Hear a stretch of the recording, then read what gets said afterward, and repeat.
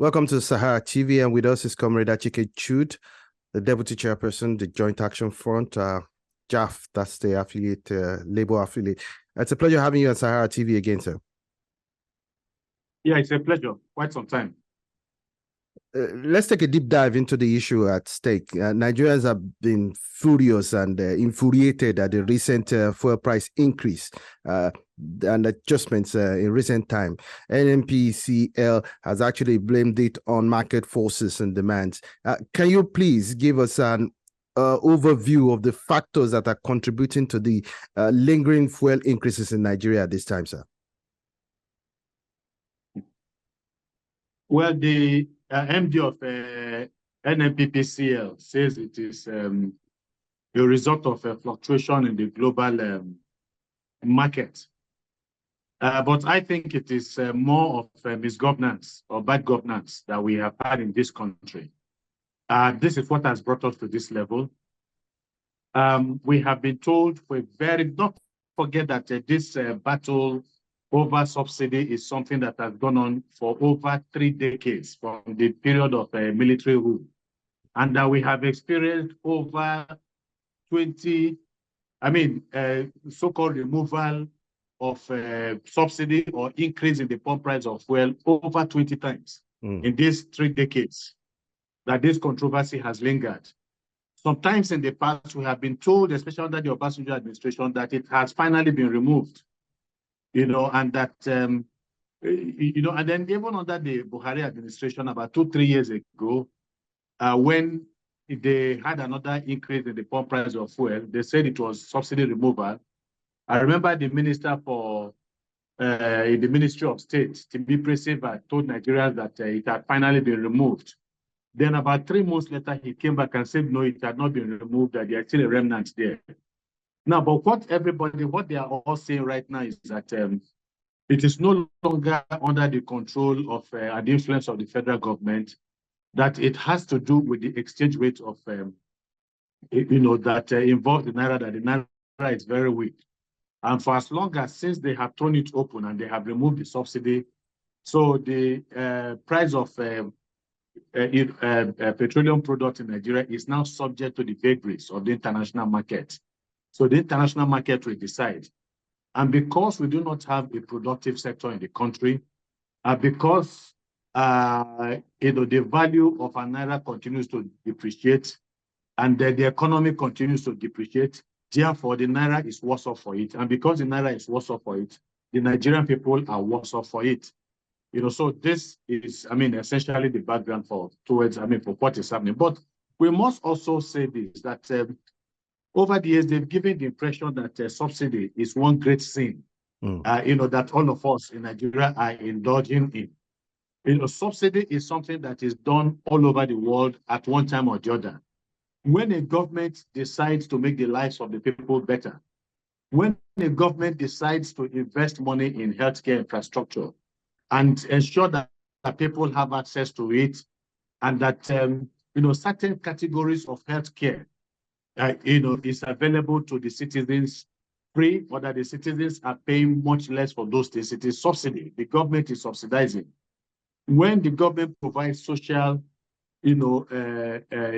certain social safety nets for the people, provide accommodation for people who have no accommodation, like we have in the United States and in Britain and other parts of the world, it is subsidy that the government is providing.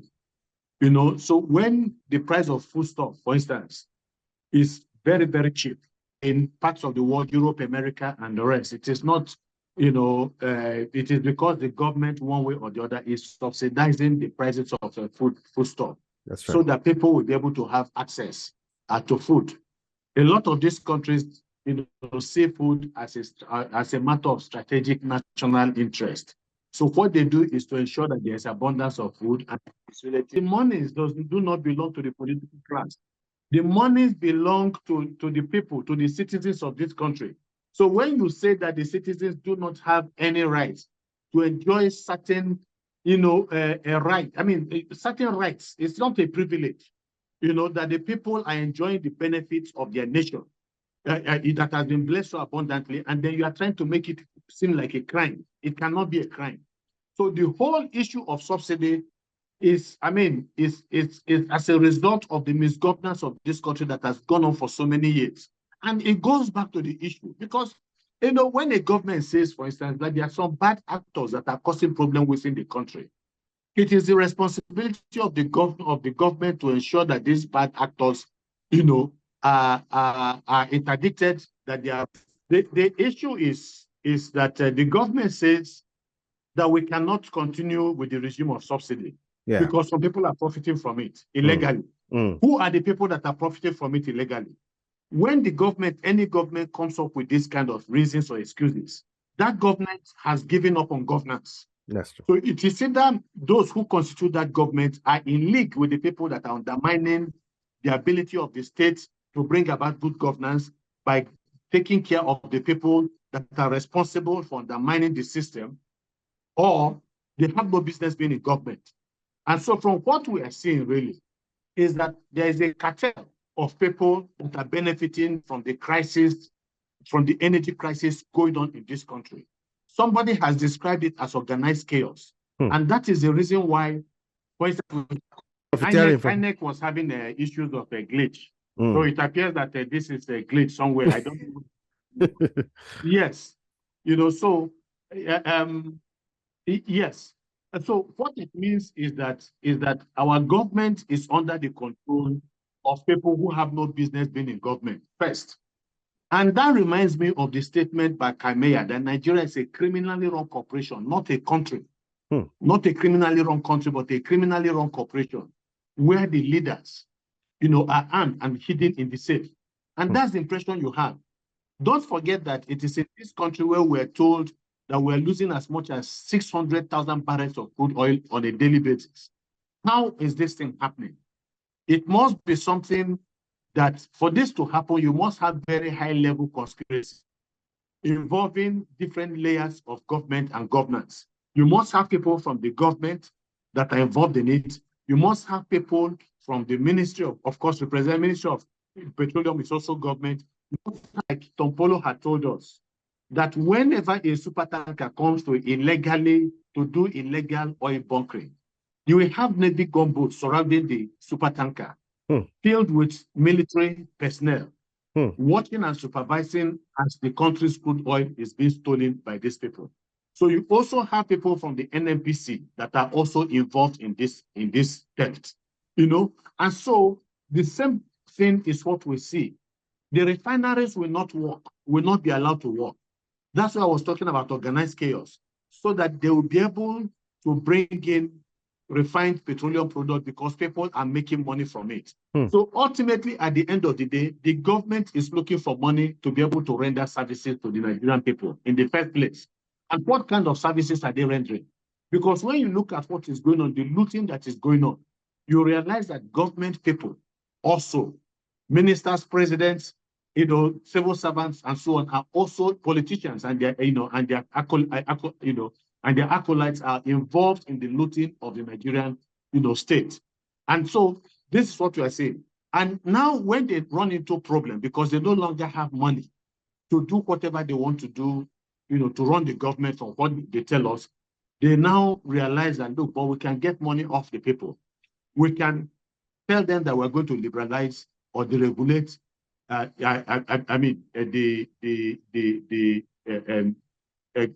oil sector. Let's also ask you at this point in time, considering all these challenges that you've outlined, are there any specific policy measures or reforms that you will recommend to mitigate especially the economic impact of this lingering fuel increases in Nigeria at this point in time? I wish there was, but I'm not going to. Look, I don't believe in beating about the bush. As far as I'm concerned, there is nothing. The government does not have the capacity to do anything different, that would meaningfully impact the lives of the people. It is not, they don't have what it takes.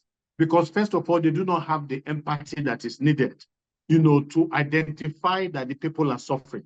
The fact that they were thinking of giving, 8,000 naira to 12 million Nigerians in the first place is an indication that these people are absolutely disconnected from the reality of the Nigerian people that Nigerian people have to face. The fact that they are telling us within 5 weeks of being in power, because the issue of giving 12 million Nigerians 8,000 naira from the money that they got approved from the National Assembly, and it's an indication that is a scam. It's a scam in the sense that there is no way anybody can tell me that they have 12 million households that are in poverty that need this money. This scandalous 8,000 naira. It is not possible that they have done that. So what they just did was that they just worked on the figure. Okay, we have this, X number of dollars for the people. Let's just say that we're going to give them 8,000 naira. And you can see, you can at least see the reaction of Nigerians. That Nigerians were not absolutely impressed and were infuriated, because as far as Nigerians are concerned, this is about, say, scam. This is about creating new multimillionaires and multi-billionaires using that money as a basis. And in the midst of that, they had the guts to tell us that they are going to approve 70 million naira for the National Assembly to fix, for fixing, for the purpose of making things better easy for them, and then also at the purpose of buying vehicles, state-of-the-art vehicles for members of National Assembly. That the more things to change in this country, the more they remain the same. So under normal circumstances, how are they going to affect the lives of people? And I would tell you at 2 levels. If the government is very serious about impacting positively on the lives of the people, what they do is, first of all, what is the major problems that Nigerians are facing right now all over the country? It is the problem of poverty. I'm sorry, not just poverty. Of course, it is related to it. It is the problem of hunger. Nigerians are hungry. They do not have access to food. The prices of basic foodstuffs have hit the roof, So even, things like garri that used to be very, very readily available to Nigerians are beyond the reach of Nigerians. So if you have a government that says that they are serious and that they want to positively affect the lives of Nigerians, it is first of all to look for ways to bring down the cost of food, basic foodstuff in Nigeria. That's why I was telling you that other countries that are serious consider that one of the most important items, that they can provide for the people is food. Make food available, make food cheap. So the government, that is the only thing that can basically affect the people. First is the issue of movement, transportation. How are you going to affect, transportation positively in the country, so that citizens will be able to have, access to cheaper means of transportation? This is what they're supposed to do. They should not tell us this cock and bull story about using gas for vehicles.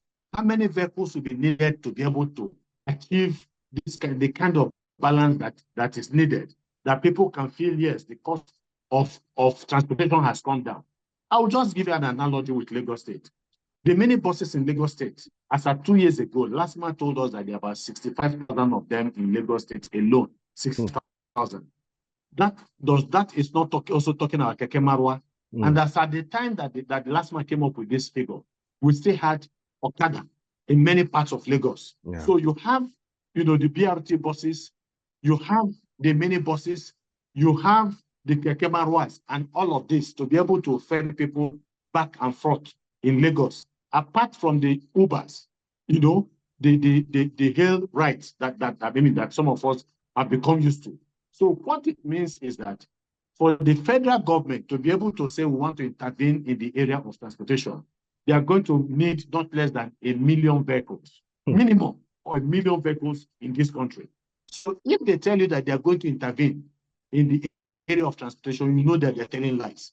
They are not capable of buying 5,000 buses in this country, and even if they do, it will be grossly not enough. So what it means is that people will continue to trek long distances in this country on hungry stomachs and on malnourished, bodies. And so we have a crisis. And I don't know how that crisis can be resolved.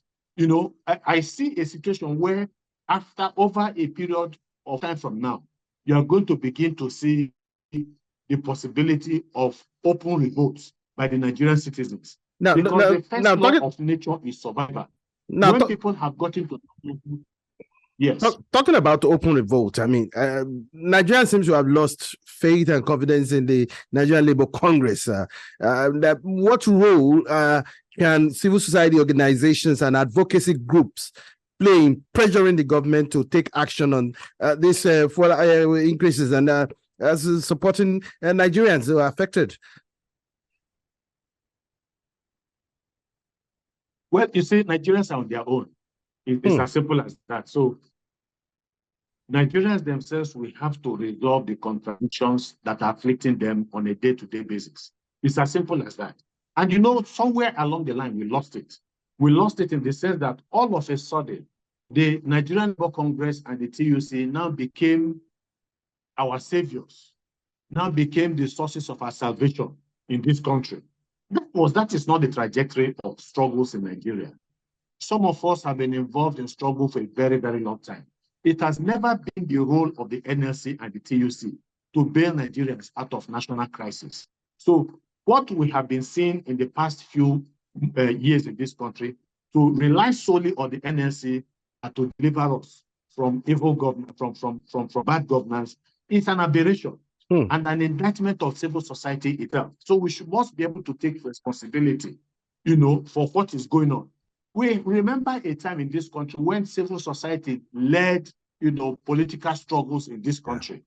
You know, the times of the Ganifa Emits, the Bekos, the Ulisabakobas at the time, the Chimobanis, the Bamideles the Bamidele Aturus and the rest. It has always been civil society that has always been in the forefront of the struggle against bad governance, even as at the time of the military in this country, with the CLO, Civil Liberties Organization, and the Campaign for Democracy before the new, other civil societies came on board, like the Joint Action Front and the rest. But somewhere along the line, a lot of things happened within the system.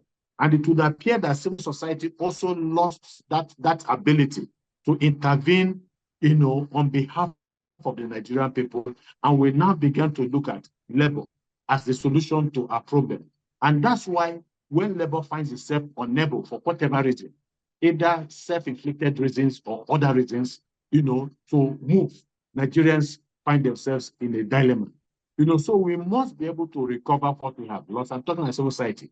And besides, you know, one of the things that has also contributed to it is that international donor agencies came fully into the Nigerian, political space and brought in so much money and began to fund civil society organizations in Nigeria, you know, and so that took away that spirit of patriotism, that fervor, that commitment by Nigerians to that consciousness that this is our country and we have the responsibility to save our country. You know, so they began to depend on money that were coming in from these donor agencies. And they were always coming in with conditions. They are not going to give you money. Nobody's going to give you money and tell you to use the money the way you like. So the conditions that they gave these civil society organizations over time weakened them, because they now found it difficult to react and to respond to certain issues because already their hands had been tied by the conditionalities and the conditionalities attached to the monies that were coming in from them. And so even the ordinary Nigerians too finds itself difficult. It finds it very difficult to respond to national political issues. If the meeting of civil societies are called, they expect to be paid. That is not how we grew within the civil society space. We didn't need money from outsiders because we knew that, look, this country is ours, and everything that is needed by us, that is needed to be done, we have to be done by us, you know. And so these are some of the issues. So I agree that we need to rejuvenate civil society organizations in this country. Some are doing it. Some are doing it even at the level of the Joint Action Front. There are discussions that are taking place about what we need to do to respond to the present, crisis, to the present difficulty that are afflicting our people. Now, let me also ask at this point in time also, are there any long-term strategies or initiatives that can be implemented to reduce Nigeria's dependence on imported fuel and enhance domestic production and refining capacity? Yes, yes, obviously. I mean, look, why would there not be a solution? Nigeria is the only oil exporting country that does not have refineries that are working.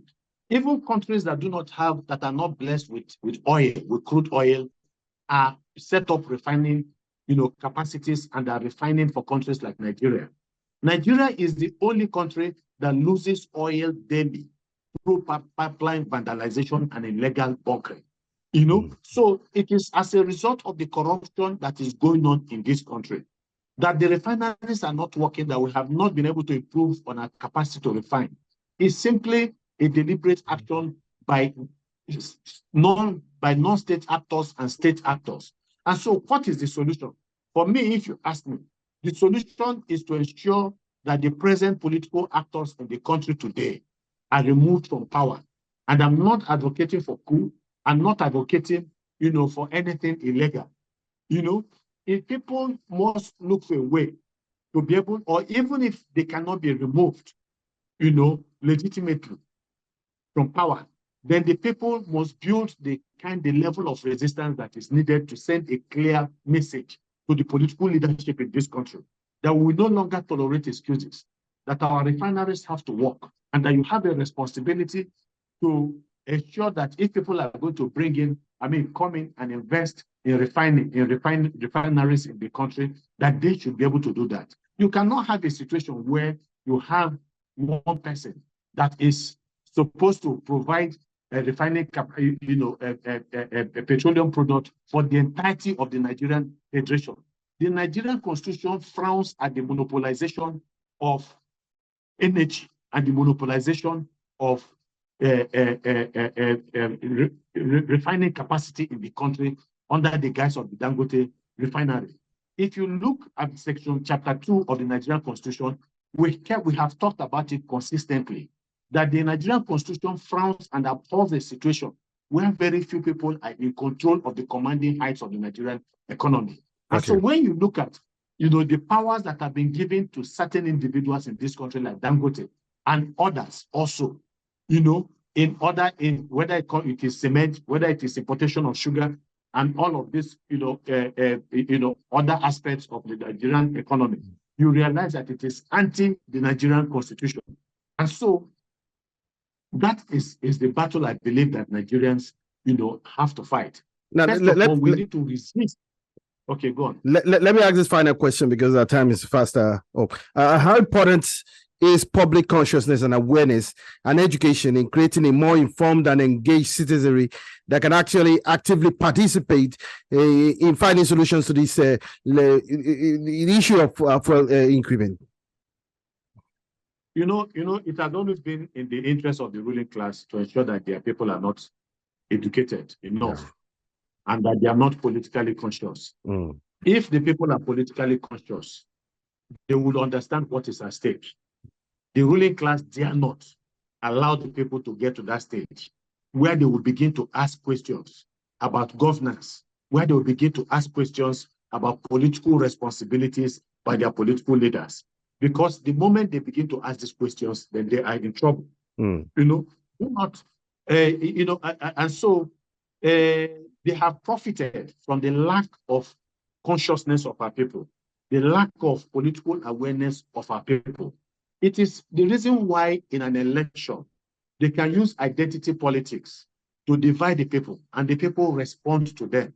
It is the reason why, geopolitical considerations is still a factor in the politics of this country. It is the reason why religion continues to play a role in the politics of this country, negative role, because the political class has continued to use all of this as weapons to keep the people down and to keep them from having the kind of knowledge that is needed for them to ask questions about their very existence in this country.